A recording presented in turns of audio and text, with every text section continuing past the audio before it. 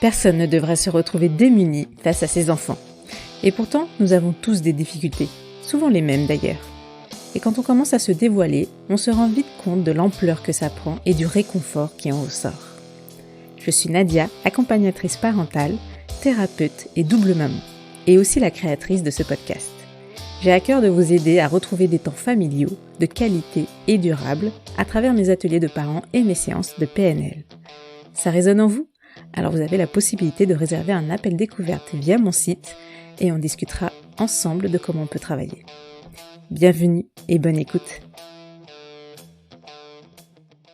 Avant de commencer l'épisode, je voulais revenir sur le format de mes épisodes. Vous avez peut-être remarqué que je suis repassée en format interview, tout simplement parce que ça me prend énormément moins de temps et qu'aujourd'hui je consacre quand même plus de temps à ma nouvelle activité professionnelle qui m'épanouit énormément. Donc pour garder tout le contenu, tout l'intérêt de mes discussions avec mes invités, je décide de faire le moins de post-traitement possible, donc je garde ce format interview. Et en plus, je suis vraiment contente parce que mes questions sont quand même beaucoup plus pertinentes qu'au début. J'ai eu pas mal de retours là-dessus, donc voilà, j'ai moins honte, on va dire, à laisser en format interview. Bon, c'est peut-être mon syndrome de l'imposteur qui parle. Alors, aujourd'hui, je vous propose un tips que j'ai très peu travaillé. Enfin, j'ai pas fait d'écriture. D'habitude, j'écris toujours mes épisodes avant de vous les livrer. Mais aujourd'hui, j'ai envie de faire ça de manière live entre guillemets. Et donc, je vais vous parler d'une personne que j'ai accompagnée. Alors, bien sûr, je ne donnerai aucun détail d'identité de cette personne, puisque je préserve le secret professionnel et l'anonymat. Et puis ça n'aidera pas à comprendre. Je vous donnerai tous les détails qu'il faut pour comprendre la situation. Donc si vous avez découvert le teaser d'hier, vous savez qu'aujourd'hui que je vais vous parler des violences verbales et physiques que l'on peut avoir en tant que parent sur ses enfants. Alors la personne que j'ai accompagnée, elle est parent de 2 enfants. Et ces violences ces violences verbales et même physiques, puisque aujourd'hui on qualifie les claques ou les fessées de violences physiques. Ces violences sont apparues aux alentours du Terrible 2 de ce premier enfant. Pourquoi ? Parce que le Terrible 2, c'est la phase de l'enfant où il s'exprime, il ose dire non, il revendique sa place et aussi son droit à dire non, et donc voilà, il veut exprimer sa place dans la famille. Donc forcément, c'est à partir de là que peuvent commencer les conflits entre parents et enfants. C'est à partir de là où peut-être que les parents commencent à être un peu plus fermes, à réappuyer les limites. Et en même temps, l'enfant, il en a besoin. Il a besoin de ce cadre, il a besoin de ses limites, parce que c'est un cadre qui le sécurise, et la sécurité, l'enfant, il en a besoin, mais il ne le sait pas, il vous le dira pas, maman, papa, rappuie les limites, s'il te plaît, j'ai besoin d'un cadre de sécurité. Donc, il va tester, mais en même temps, en face, le parent gagnera à rappuyer les limites plutôt qu'à être coulant. Et donc, dans des moments comme ça, on peut facilement être débordé, d'autant plus quand on a des journées compliquées, parce que on a un travail soi-même, on a des émotions soi-même. Et la gestion, le stress tout au long de la journée a forcément un impact sur la soirée. Et donc typiquement, les tunnels du soir sont difficiles à gérer. Donc là, comme je le dis souvent, le naturel revient assez rapidement pour le parent qui doit gérer l'enfant. Et ce naturel, pour cette personne que j'ai accompagnée, ça s'est traduit sous forme de cris, de phrases humiliantes envers l'enfant, parfois de fessées, de claques. En gros, ça s'est traduit par de la violence. Des violences que je qualifie d'ordinaire éducatif, puisque les claques, les fessées sont dedans, mais aussi toutes les phrases humiliantes. Alors, cette personne réagit de telle manière parce que ce sont ses comportements innés, c'est son naturel qui s'exprime. Pourquoi ? Parce que c'est le schéma que cette personne a elle-même vécu étant enfant. Donc, je vais revenir très brièvement sur l'enfance de cette personne qui a vécu dans une famille où le père clairement était la figure patriarche qui allait travailler et qui ramenait les sous, qui était figure d'autorité. Mais néanmoins qui jouait avec ses enfants, qui passait du bon temps, mais cette personne se souvient de son père comme étant une personne peu présente dans son enfance et assez autoritaire. Contrairement à sa maman qui a été plutôt dans une relation de confiance, à essayer de comprendre. Mais à cette époque-là, voilà, les conséquences sur les enfants des punitions et des récompenses n'étaient pas vraiment aussi populaires que maintenant. Donc cette personne était complètement dans un schéma traditionnel de l'époque. Donc la personne que j'ai aidée s'est construite dans ce schéma-là. Et se souvient notamment d'une claque qu'elle dit elle-même méritée par son propre papa et ne revient même pas dessus en disant bah voilà c'était mérité, j'avais fait une grosse bêtise donc voilà. Donc quand on est dans ce schéma-là, forcément on reproduit ce qu'on a connu, ce qu'on a vécu et ce qui nous a forgé. Donc, cette personne reproduisait ce schéma-là. Quand elle estimait que son propre enfant méritait une correction, elle donnait cette correction, soit par des gestes, soit par des mots. Alors, comment on a travaillé ensemble ?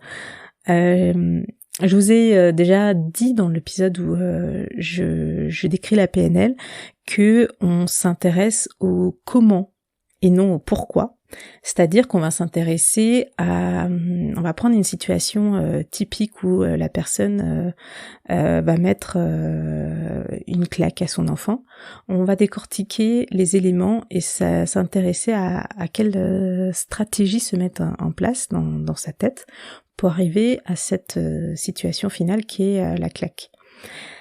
Le pourquoi, c'est ce que je viens de vous donner via l'histoire, l'enfance de cette personne.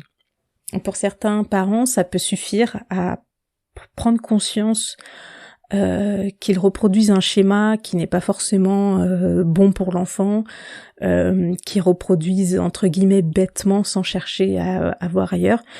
Cette réflexion peut suffire à changer de comportement. Et donc tant mieux, il n'y a pas besoin d'un accompagnement plus poussé. Mais pour d'autres, ça suffit pas. Il faut accompagner la personne dans une vraie dynamique de changement profond et on va montrer très concrètement au cerveau une stratégie différente. Alors avec cette personne, ce parent, on a étudié sa stratégie qui consistait à à être violent face à son enfant. Alors la stratégie en elle-même, elle repose beaucoup sur du dialogue interne. La personne se fait elle-même en fait une réflexion en se disant il n'écoute pas. Je suis obligée de répéter. Je suis obligée de m'égosiller. Les mots que je dis ne suffisent plus. Donc tout ce processus de dialogue interne, il se fait au moment où l'enfant en question, il écoute pas du tout pour aller s'installer à table ou pour aller prendre un bain typiquement, et il continue dans son jeu. Alors forcément, ce dialogue interne que se fait la personne que j'accompagne, c'est pas du tout les intentions de l'enfant. C'est vraiment à distinguer. C'est quelque chose que le parent se dit intérieurement. Il n'est jamais allé consulter l'enfant. Qu'est-ce que tu fais là, pourquoi tu me demandes de crier. Enfin, il y a pas eu ce genre de questionnement. Il n'y a pas eu ce genre de demande non plus de la part de l'enfant. Donc c'est important de bien comprendre ce point parce que c'est purement un raisonnement interne aux parents. L'enfant n'est pas là pour dire je ne veux pas obéir parce que je veux jouer ou quoi que ce soit. C'est important parce que c'est au final ce raisonnement interne qui va venir que la personne est arrivée à lui mettre une claque ou une fessée, et s'en s'est suivi un sentiment de colère, d'énervement et un ressentiment de culpabilité après. C'est important de bien comprendre que c'est un raisonnement interne, puisque c'est comme cela qu'on va pouvoir agir sur ce raisonnement interne et venir déconstruire cette stratégie pour y mettre fin au final. C'est ça le but que l'on veut. En poussant un peu le questionnement avec cette personne, on a conclu que toutes les situations de conflit avec son enfant que vivait cette personne, elles étaient tout de suite reliées à des défis où il fallait que le parent en question montre qu'il était le plus fort, il fallait qu'il montre qu'il était l'autorité, au risque de perdre peut-être confiance vis-à-vis de son enfant, au risque de taire ses besoins, etc. Cette personne en avait complètement conscience, mais elle n'arrivait pas à sortir de ce cercle vicieux, donc de ce déclencheur, de ce raisonnement interne et de ce geste ou de cette parole qui au final partait. Donc on a vu que le problème résidait essentiellement dans ce raisonnement interne, dans ce dialogue interne que se faisait cette personne.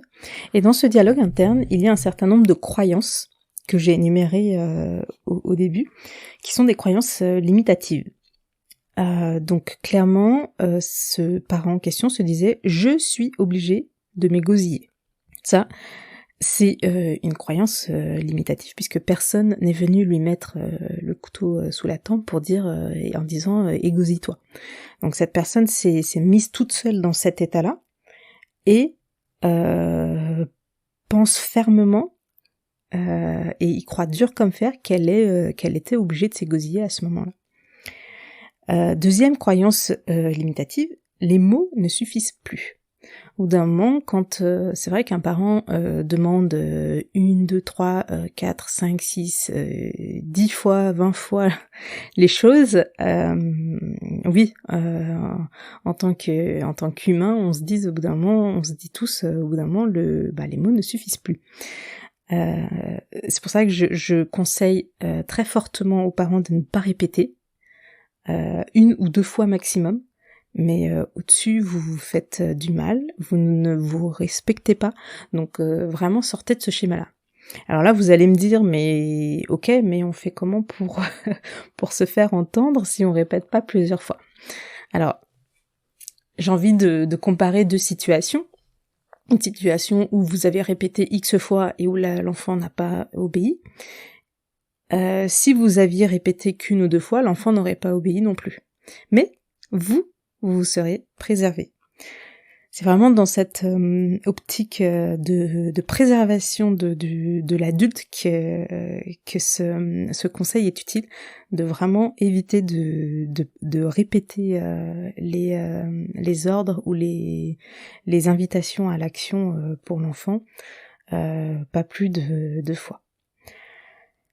Donc ensuite, quand on voit que l'enfant ne répond toujours pas, l'idée ce serait d'aller le voir, de le regarder dans les yeux, de vraiment ou peut-être quand il est absorbé dans un jeu, de rentrer dans son jeu en prenant le rôle d'un personnage X, Y, enfin j'en sais rien, ou en regardant le livre qu'il est en train de feuilleter, de vraiment se reconnecter au monde de son enfant à ce moment-là, et ensuite de l'en sortir doucement. Voilà, vous tendez la main pour venir l'en sortir plus efficacement. Donc voilà, il y a d'autres astuces, mais là c'est pas le sujet. Donc les mots ne suffisent plus, voilà, pour sortir de cette croyance limitante, c'est vraiment de se forcer à répéter pas plus de 2 fois. Une autre croyance limitante que la personne, que ce parent a exprimée, c'est que plus elle répétait, plus elle voyait l'enfant ne pas bouger, et plus elle se disait qu'elle était en train de perdre, vu que cette personne modélise tous les conflits dans des sortes de défis. Elle était en situation de défaite et en allant un peu plus loin, elle se considérait laxiste si elle laissait passer cette non-obéissance comme ça sans rien dire. Donc là encore, c'est le raisonnement interne qui continue et qui va encore un peu plus loin.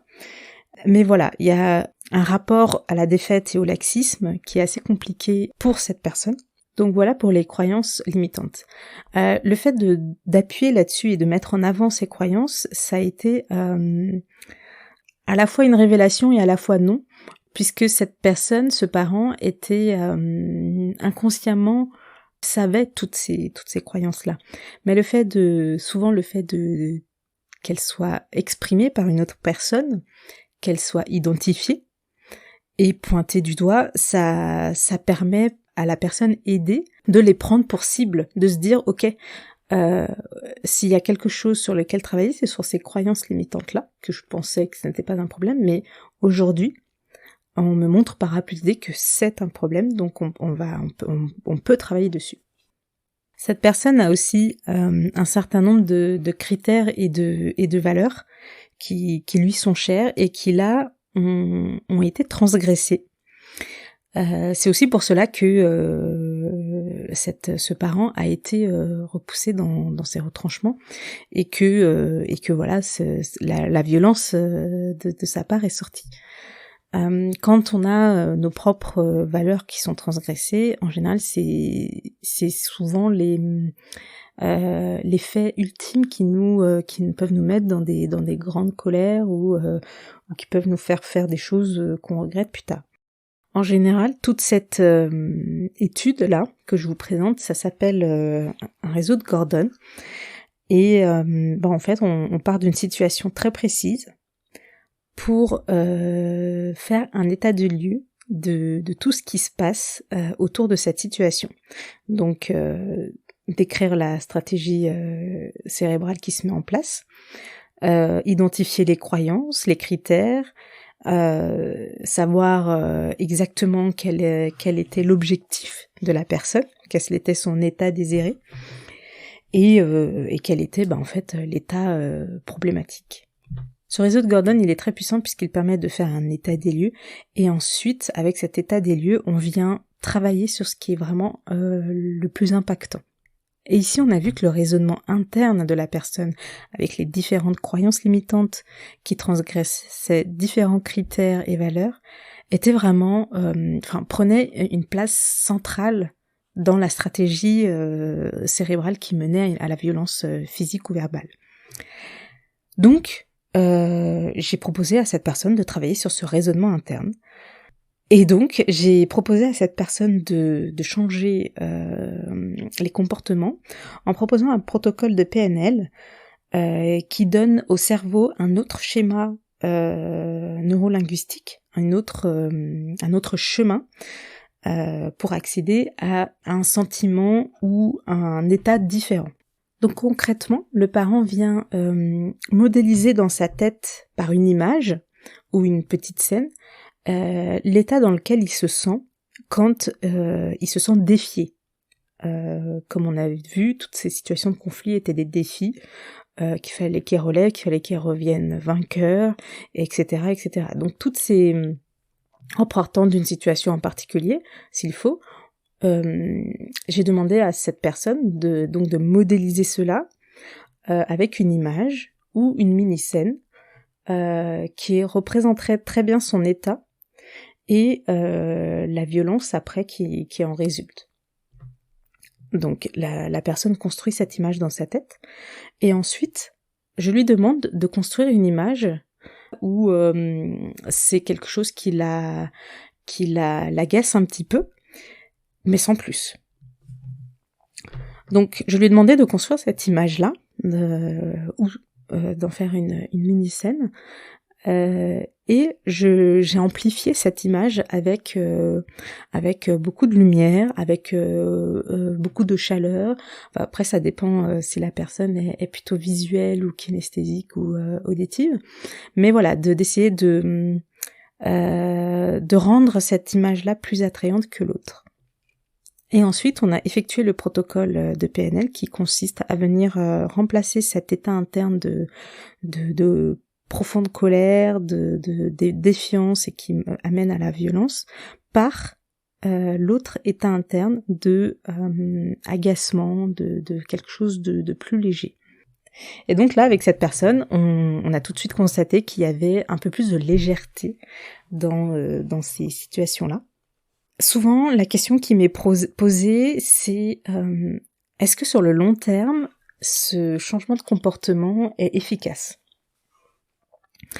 Et c'est une très bonne question, mais il n'y a pas d'étude en PNL qui a été fait dans la mise en pratique de protocoles de ce type-là, pour savoir si dans 1 mois, 1 an ou 10 ans, le changement de comportement est toujours efficace ou pas. Cependant, j'ai envie de dire, c'est pas vraiment le plus important. Puisque ici, on est venu donner un nouveau chemin neuronal suite à un déclencheur à une personne. Ça veut dire qu'on a initié un nouveau chemin, une nouvelle direction au cerveau. À partir de là, le cerveau a abandonné son ancien chemin, son ancienne stratégie, qui amenait à la grande colère, au défi, à la défaite et à la violence. Il a abandonné ce chemin-là et il est venu créer de nouvelles connexions avec autre chose. Donc il y a une multitude de changements qui se créent chez cette personne.